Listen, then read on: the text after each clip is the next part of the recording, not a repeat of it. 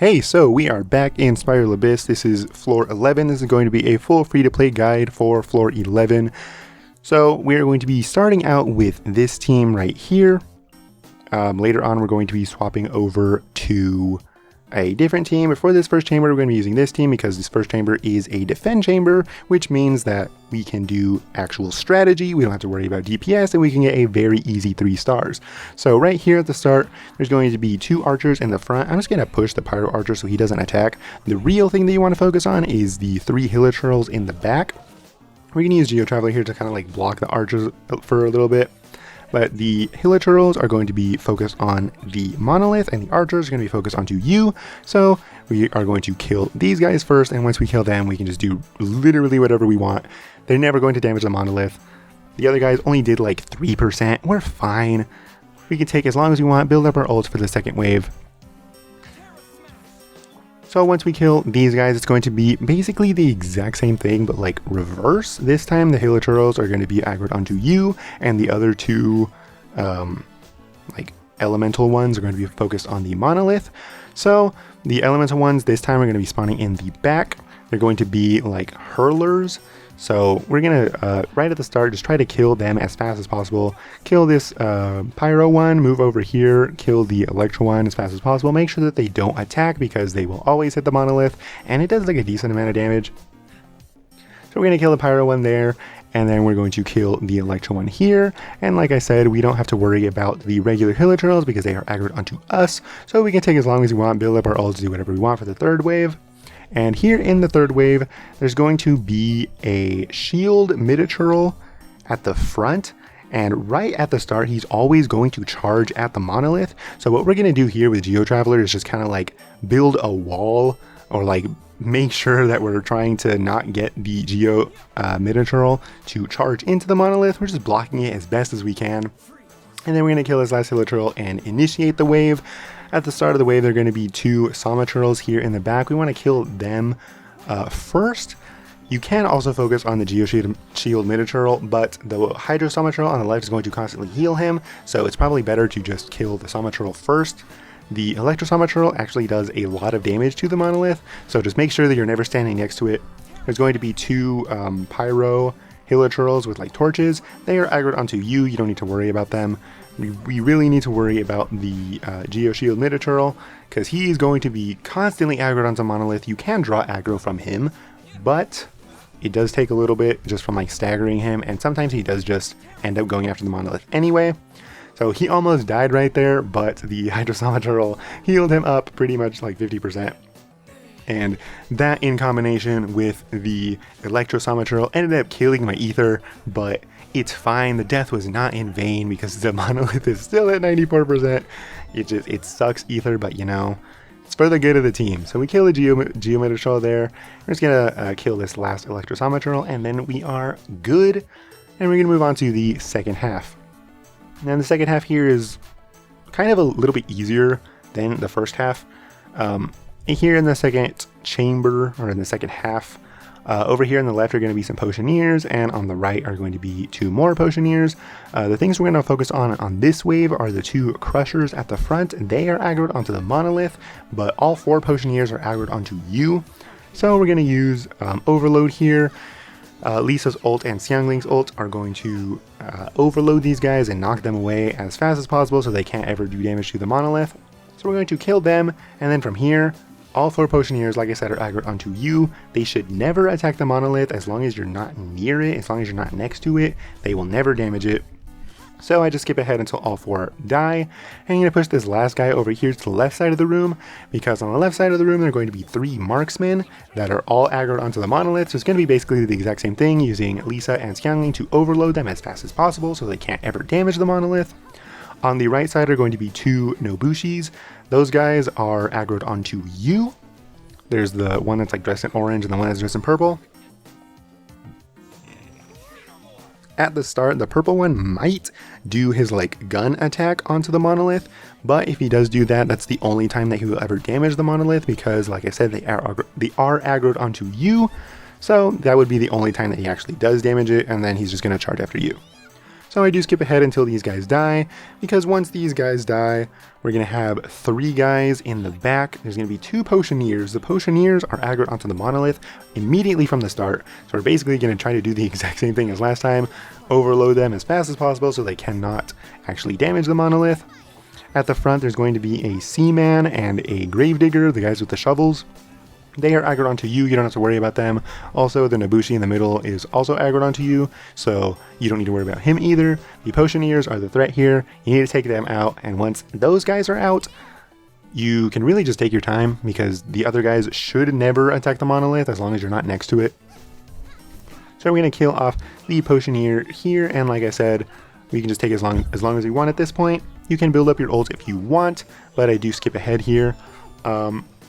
In the first half, my ether did die, so we're gonna have to like restart that anyway. But for the second chamber and the third chamber, we're actually gonna be using a different team. So we're actually using this team here. We're gonna be using Xiangling and Amber in the first half, as well as Barbara, and then the second half is gonna be the rest of the characters. So doing this, you're basically going to do the first chamber again. You can abandon challenge, just hit the top left menu thing and then hit abandon challenge. You're going to have to go through that first chamber again, but we already got 3 stars, so it doesn't matter what the Monolith HP is at anymore. We already got that 3 stars, that doesn't change.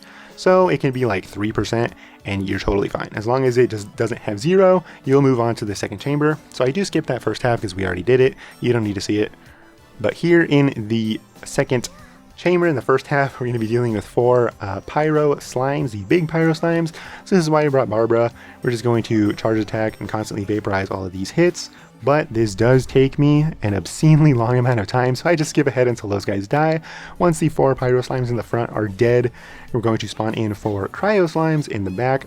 And this is why we have both Amber and Xiangling, to be able to destroy their shields as fast as possible and also constantly melt with every single hit. Xiangling does really quick work with these guys. I do skip ahead here because they do end up putting their shields up a second time, which really sucks. It just eats away at the time, but it's not really that big of a deal. Once we kill the 4 Cryo Slimes, we can have 4 Hydro Slimes in the front. It's literally the exact same thing. Just a Xiangling ult is going to absolutely melt these guys.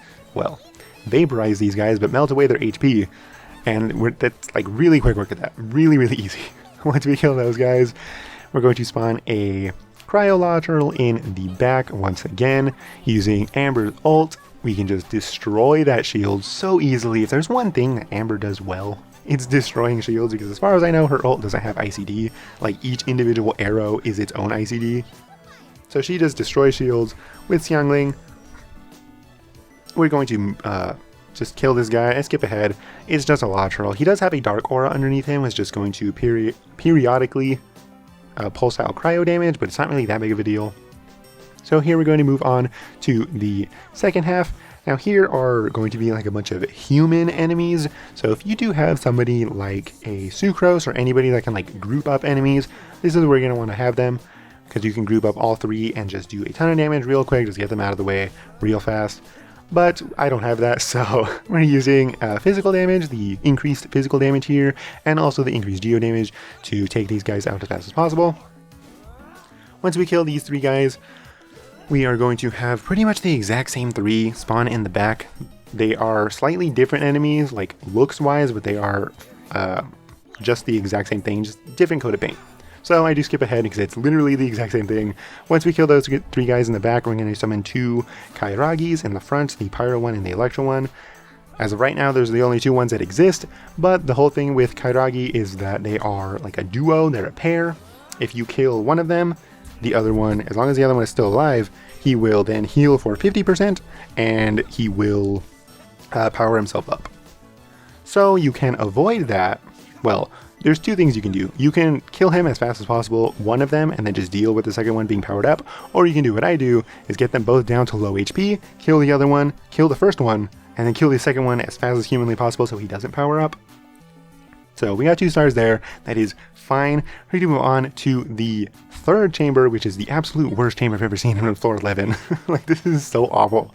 And I'm really glad that there's a defend chamber here so you can get really easy stars and not really have to worry that much about this one, because you only need 6 to move on.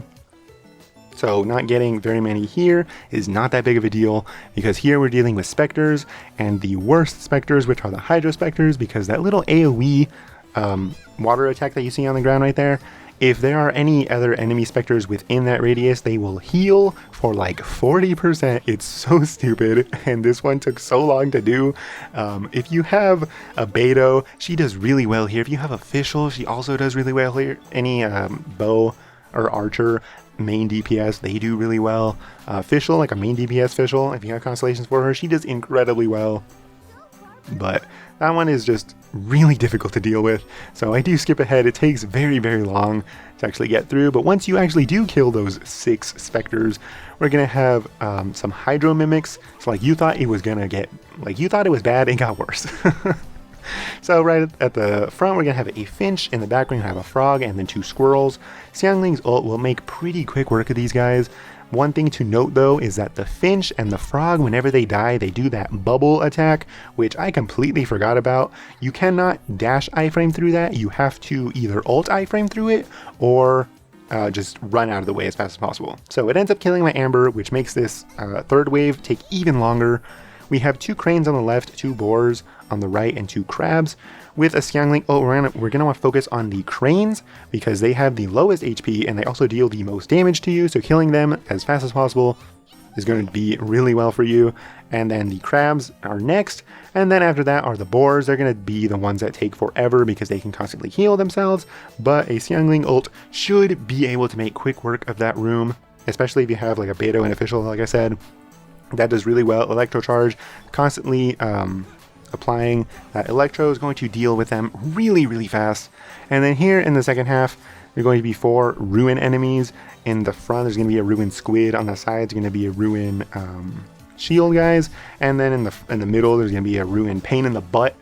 That's the one that like jumps back like 30 feet. Like if I thought that enemy was bad, then I experienced the Rift Hounds in floor 12, and that one's just a whole different can of worms. But here, there's not really anything special with these guys. They don't really do that much damage, and they're all grouped up together, especially the shield guys. So there's not really much to do there. If you have a freeze team, it does work really well there. So we actually ended up getting 0 stars, but if I had like actual DPS characters, like a Beto, a Fischl, like a freeze team or anything like that, we would be able to get at least 1 star right there, and that's all we need to move on because at this point we have 6 stars. So that is going to be it. I'm just going to leave you here with the artifacts of all of my characters. If you enjoyed the video, hope you're having a fantastic day. Like and subscribe if you want. I would really appreciate it. Tickle my bell if you want. Comment whatever you want. Subscribe if you want to see more Spiral Abyss guides. And I will see you in the next one, which is going to be floor 12. Bye-bye.